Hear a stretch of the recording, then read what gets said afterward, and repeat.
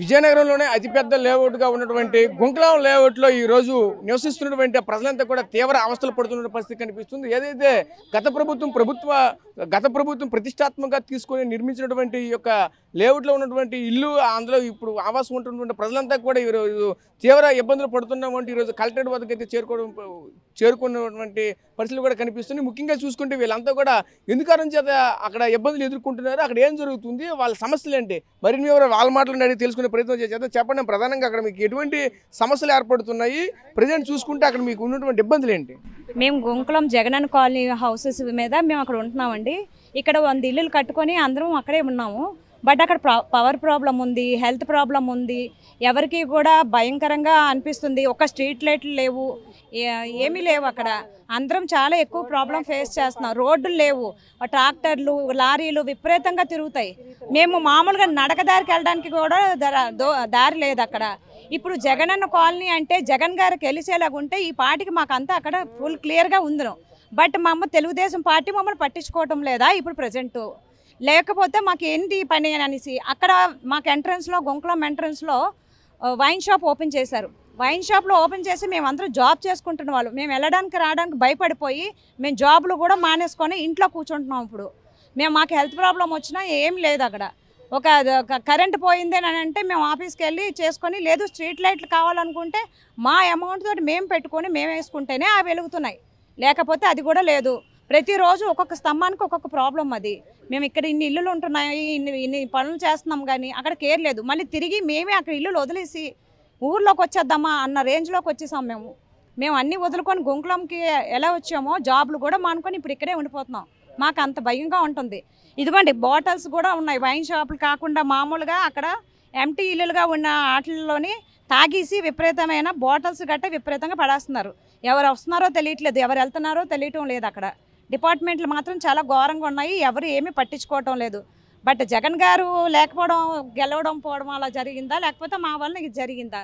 ఇదిగోండి ఇది bottles system. ఇది రోడ్డు పునాదుల మీద మేము తీసాం. ఇది ఎవ్రీ నైట్ కూడా ఇలాగే జరుగుతుంది. ఇది మేము చెప్పలేక ఏం చేయలేక ఇక్కడ ఈరోజు ఈ కలెక్టర్ ఆఫీస్ గారికి వచ్చి ఇక్కడ మేము చెప్పుకోవాల్సిన పరిస్థితికి వచ్చింది. సంవత్సరంన్నర అవుతుంది జగనన్న కాలనీలో మేము అడుగు పెట్టిన నుంచి ఎందుకు వచ్చామా అనేసి అనిపిస్తుంది. దానికి అక్కడ అయితే సదుపాయం అయితే మాకు లేదు. ఇప్పుడు వచ్చినవి వెళ్ళినవి కాకుండా ఎవరు వస్తున్నారో ఎవరు వెళ్తున్నారని కూడా మాకు చాలా టెన్షన్గా ఉంటుంది. వచ్చిన వాళ్ళు మంచి వాళ్ళో తెలియదు, అక్కడ గొర్రెల వాళ్ళు, ఆవుల వాళ్ళు, గేదెల వాళ్ళు అందరూ కూడా ఉంటున్నారు. ఆ ఎరకలోళ్ళు అయితే వచ్చి చాలా ఇబ్బంది పెడుతున్నారు. వాళ్ళు ఏ టైంకి వస్తున్నారో తెలియట్లేదు, ఏ టైంకి వెళ్తున్నారో తెలియట్లేదు. వాళ్ళు అసలు ఎందుకు వస్తున్నారో అనేసి చాలా ఇబ్బంది పడుతున్నాము. ఇంకా వచ్చాం కానీ పిల్లల చదువులకైతే చాలా ఇబ్బంది పడుతున్నాం. ఆ రోడ్లు అయితే అస్సలు బాగోలేదు. ఆ రోడ్డు మీద మా భర్త డ్యూటీకి వెళ్ళి రావాలన్నా చాలా ఇబ్బంది పడుతున్నాం. నెక్స్ట్ స్కూల్కి పిల్లలు ఎలా పంపించాలా, ఎందుకు వచ్చామా, ఎందుకు వెళ్ళిపోదామా అనేసి ఇప్పుడు చాలా అంటే ఘోరంగా ఉంటుంది. అదే కాకుండా ఆ రోడ్లే కాదు, నెక్స్ట్ లైట్లు, వీధి లైట్లు వేసుకున్నామంటే చాలు, ఏమండి వీధి లైట్ల కోసం ఆగిపోయి రండి అన్నా సరే కనీసం పిలిచిన 2-3 రోజుల వరకు రారు. వచ్చినా మా డబ్బులతో మేమే వేయించుకుంటున్నాం, అయినా పిలిచిన వెంటనే రారు. పవర్ పోయిందని ఫోన్ చేసినా సరే మాకు అవసరం లేదమ్మా, మున్సిపల్ ఆఫీస్కి వెళ్ళి చెప్పుకోండి, మాకు అసలు ఏంటి మాకు దీనికి సంబంధం లేదు, మీరు వెళ్ళి చెప్పుకోండి అన్నారు. మేము డబ్బులు ఇచ్చి కూడా చేయించుకుంటున్నాం. సార్ మేము డబ్బులు ఇస్తున్నాం కదా, మీరు రావడానికి మీకేంటి ప్రాబ్లం అని అడిగితే మేము రాము అంటున్నారు. మీరు వెళ్ళి మున్సిపల్ ఆఫీస్లో కంప్లైంట్ ఇచ్చుకోండి, మాకైతే సంబంధం లేదు అంటున్నారు. కానీ అక్కడ ఉండడానికి ఎందుకు వచ్చామా అని మాకు చాలా ఇబ్బందిగా ఉంటుంది సార్. ఉన్న వాళ్ళు కూడా, వచ్చిన వాళ్ళు కూడా వెళ్ళిపోతున్నారు. ఎందుకంటే ఇక్కడ చాలా ఇబ్బందిగా ఉంటుంది. ఒక రోడ్డు లేదు, ఆ రోడ్డులోనే వెళ్ళామంటే చాలు కాళ్ళతో సహా మునిగిపోతుంది ఏకంగాను. ఈ చివరి నుంచి ఆ చివరి వరకు చాలా ఇబ్బంది పడుతున్నాము. కాలువలకి అన్ని రెడీ చేసేసారు, రెడీ చేసి సాఫ్ చేసేసారు. జగన్ గారిని ఇంకా నిజంగా ఆ జగన్ అన్న ఉంటే మాకు ఎలా అంటే అలా చేసేవారు. ఇప్పుడు ఈ తెలుగుదేశం పార్టీని మేము ఎందుకు వెనుకున్నామా అని మాకు చాలా ఇబ్బంది పడుతున్నాం. అతను ఉంటే మాకు ఏది కావాలన్నా సదుపాయంతో సహా అన్ని చక్కగా చూసేవారు. ఇక్కడికి వచ్చాము, ఈవిడ ఈ గుంకలం వాళ్ళు ఎవరు, అసలు ప్రజలు ఎవరు, అసలు ఎక్కడ ఏరియా ఉందని అని అడుగుతుంది. మీరు అలాంటప్పుడు ఆ స్పీచ్ ఇచ్చినప్పుడు మాకు అక్కడ ఇల్లులు ఉన్నాయి, మరి మేము ఏంటైపోవాలి, మాకు ఎందుకు అక్కడ ఇచ్చారు, మాకు అక్కడ నెక్స్ట్ రేషన్ లేదు. ఇప్పుడు కోటా కానీ రేషన్ కానీ డిపోకి వెళ్తున్నాము, ఆడ ఏ టైంకి ఇస్తున్నారో వాళ్ళు తెలియదు. మేము వెళ్ళిన టైంకి క్లోజ్ చేసేస్తున్నారు. మేము వెళ్తాము, ఆ మూటలు ఎలా అటు నుంచి మోసుకొస్తాము, అదేమైనా దగ్గర ఒక రోడ్డు ఉండదు, ఏటి ఉండదు, ఒక ఆటో ఏది రావాలన్నా చాలా ఇబ్బంది. నెక్స్ట్ ఆర్ఎంపీ డాక్టర్, నెక్స్ట్ ఏదైనా సరే ఎమర్జెన్సీ అయితే అప్పటికప్పుడు ఎలా వెళ్తాం మేము? ఒక ఆర్ఎంపీ డాక్టర్ లేరు. వెళ్ళామంటే ఇప్పుడు ఏదో అప్పు చేసుకొని కట్టుకొని వెళ్ళాం సార్. ఎంతకని అద్దెంట్లో ఉంటామనేసి మేము అప్పు చేసుకొని వెళ్ళాము. వెళ్ళిన దానికైనా మాకు సదుపాయాలు లేవు. ఎందుకు అప్పు చేసి మేము కట్టుకొని వచ్చామో అనిపిస్తుంది. ఇప్పుడు మేము ఉన్న వాళ్ళం కూడా ఎంత బేగా అక్కడ ఖాళీ చేసి ఎంత బేగా వచ్చేద్దామో అనిపిస్తుంది. ఉన్నంత వరకు సార్ చాలా ఇబ్బంది పడుతున్నాము. ఇంకా మీరే ఎలాగైనా సరే మాకు చూస్తారని ఇక్కడికి మేము ధన్యవాదంగా వచ్చాము. మీరు చెప్పండి, అక్కడ ప్రధానంగా మీ సమస్యలు ఏ విధంగా ఎదుర్కొంటున్నారు? ఇంకా అక్కడ వాళ్ళు చెప్పిన కంటే ఇంక వేరే సమస్యలు ఇంకేమైనా అక్కడ ఎదురవుతున్నాయా మీకు?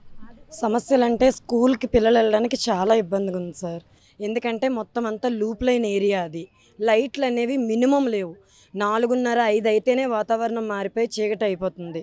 మెయిన్ పిల్లలు స్కూల్ నుంచి వచ్చేంత వరకు తల్లిదండ్రులు గుండ్ల మీద చేయలేసుకొని బ్రతకలేనంత పరిస్థితి ఏర్పడిపోతుంది. ఆ పిల్లలు వస్తారో రారో, ఏ గోతులో పడిపోతారో ఏమో అన్నంత భయం ఏర్పడుతుంది. ఫస్ట్ ఆఫ్ ఆల్ వచ్చి పరిస్థితి అది. రెండోది, కరెంటు ఆఫీస్ అయితే అక్కడ మాకు దగ్గరలోనే ఉంది, మా ఏరియాలోనే ఉంది. కానీ ఎలాంటి ట్రాన్స్ఫారంలో ఇబ్బంది అయినా, ఆ ట్రాన్స్ఫారంలో ఏదైనా కాలిపోయినా మేమే డబ్బులు ఇవ్వాలి. కుటుంబంలో ఉండేటువంటి వాళ్ళు ఎవరైనా అమౌంట్ ఇస్తేనే ఆ ట్రాన్స్ఫారం తాలూకు వరకు వాళ్ళు చేస్తున్నారు. ప్రతిరోజు ఒక 200, 300 వాళ్ళకి ఇచ్చి మేము రిపేర్ చేయించుకుంటే ఆ 200, 300తో మేమేం బ్రతుకుతాం కదా. అలాంటి పరిస్థితి మాకే అక్కడ ఉండడానికి, వెళ్ళడానికి, రావడానికి, పెట్రోల్కి, ఆటలకి, ఖర్చులకి ఇబ్బంది పడుతున్నాం. దానికి తోలు వాళ్ళు వీధి లైట్లు వేయాలన్నా సరే అమౌంట్ ఖచ్చితంగా డబ్బులు ఇవ్వాల్సింది. అది రెండోది. మూడో సమస్య అయితే తాగడానికి మంచినీళ్ళు ఎక్కడా లేవు సార్.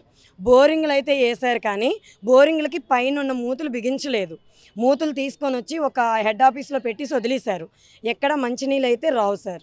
అది థర్డ్ ప్రాబ్లం. ఫోర్త్ ప్రాబ్లం వచ్చేసి ఎవరికైనా ఏదైనా యాక్సిడెంట్ అయినా, బండి మీద నుంచి పడిపోయినా, ఓ పాము కరిచినా దగ్గర విజయనగరం వచ్చి చూపించుకోవాల్సిందే తప్ప ఆ నిమిషానికి అక్కడ ఏం చేయాలి అనేది ఎవరికీ తెలియదు. అందరము ఎవరి ప్రాణాలు వాళ్ళు కాపాడుకోవడానికే చూస్తాము.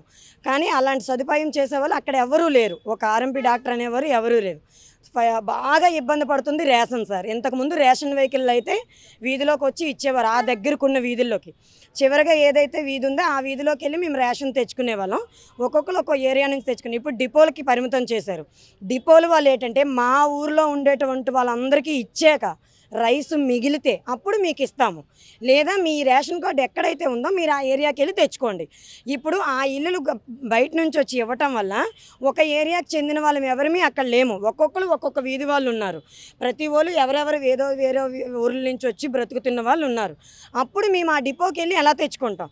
బై సపోజ్ మేమే ఉన్నాము, మాది కంటోన్మెంట్ రెల్లి వీధి ఏరియా, మేము ఉంటుంది జగనన్న కాలనీ. రెల్లి వీధిలో కోటా ఎప్పుడు ఇస్తున్నారు అనేది మాకెవరు చెప్తారు? మాకు సొంత ఇల్లుండి మేము రెల్లి వీధిలో ఉండుంటే మరి గుంకలాం ఎందుకు వెళ్తాం? గుంకలాం వెళ్ళి అక్కడ బ్రతకం కదా. మేము మా పిల్లలకు ఒక అడ్రస్ అవుతుంది, లేని వాళ్ళకి ఇల్లులు కట్టుకోండి అని మాకు ప్రెజర్ ఇచ్చి మాకు లోన్లు ఇప్పించి కట్టిపిస్తాము, ఇది ఒక ఊరుగా తయారవుతుంది అన్నారు కాబట్టి మేము ఆ ఏరియాకి వెళ్ళిపోయాం. అలాంటిది ఇప్పుడు మళ్ళీ ఆ ఏరియాని మేము పట్టించుకోము, మిమ్మల్ని ఎవరు దిగిపోమన్నారు? చాలామంది రాజకీయ నాయకుల నుంచి నోటి నుంచి మేము విన్నాం. పేర్లు అయితే మేము మెన్షన్ చేయకూడదు. చాలామంది చెప్పారు మిమ్మల్ని ఎవరు దిగిపోమన్నారు, మిమ్మల్ని ఎవరు వెళ్ళమనరు, మిమ్మల్ని ఎవరు ఆ ఊరిలో బతకమంటున్నాడు. మీరెవరు బ్రతకమని చెప్పలేదు సార్. మాకు మేమే కోరుండి వెళ్ళిపోయి మాకు మేమే ఇల్లులు కట్టేసుకున్నాం. అలా మళ్ళీ వ్యతిరేకంగా మాట్లాడుతున్నారు. ఇప్పుడు 2 రూపాయలు 3 రూపాయలకు వడ్డీలకు తెచ్చుకొని అక్కడ సొంత ఇల్లులు కట్టుకొని ఆ ఏరియాల్లో బ్రతకలేక మళ్ళీ 2000కి 3000కి 4000 రూపాయలకి టౌన్లోకి అద్దెకు వచ్చే పరిస్థితి మాకుంది. దయచేసి మేము ఎలాంటి రాజకీయ పక్షాన మాట్లాడట్లేదు. మా యొక్క విన్నపాన్ని మేము కలెక్టర్ గారికి అర్జీ పెట్టుకుంటున్నాం తప్ప మేము ఎలాంటి పార్టీకి వ్యతిరేకమైతే కాదు. దయచేసి మమ్మల్ని ఆదుకోనండి. మేము చెప్పేది అది ఒక్కటే, మాకు ఎవరైనా వేసేది కరెంటు కానీ, పిల్లలకి వెళ్ళడానికి ఒక రోడ్డు మార్గం కానీ, మేము బ్రతకడానికి ఒక మార్గం కానీ చూపించండి. అంతే తప్ప మేము ఎలాంటి రాజకీయ పక్షంగా కూడా మాట్లాడట్లేదు సార్. దయచేసి మేము అందరం చెప్పేది అదే. విపరీతంగా దొంగతనాలకైతే అసలు హద్దే లేదు. ఐరన్ కానించి, ఇసుక కానించి మేము వేసుకుంటున్న లోడ్లో కూడా పట్టుకొని వెళ్ళిపోతున్నారు. అది మేము కట్టుకున్న గేట్లు, ఈరోజు గేట్లు వేసామంటే రేపు ఉదయం తవ్వేసి తీసుకొని వెళ్ళిపోతున్నారు. బోరింగ్ మోటార్ బిగించుకున్నామంటే మోటార్ తవ్వేసి తీసుకొని వెళ్ళిపోతున్నారు. బయట నుంచి ఎవరు వచ్చి చేసేది కాదు సార్. మా ఏరియాలో ఉన్న వాళ్ళే మాకు దొంగతనాలు చేస్తున్నారు, కానీ మేము చూడలేకపోతున్నాం. దయచేసి గవర్నమెంట్ మా ఒక్కళ్ళందరినీ ఇంత విజ్ఞాపన చేస్తున్నాము, ప్రతి మీడియా మిత్రుల్ని కోరుకుంటున్నాం. దయచేసి మాకు కాలనీ కోసం అందరికీ స్ప్రెడ్ చేయండి. మేము ఎలాంటి రాజకీయాల కోసం మాట్లాడట్లేదు.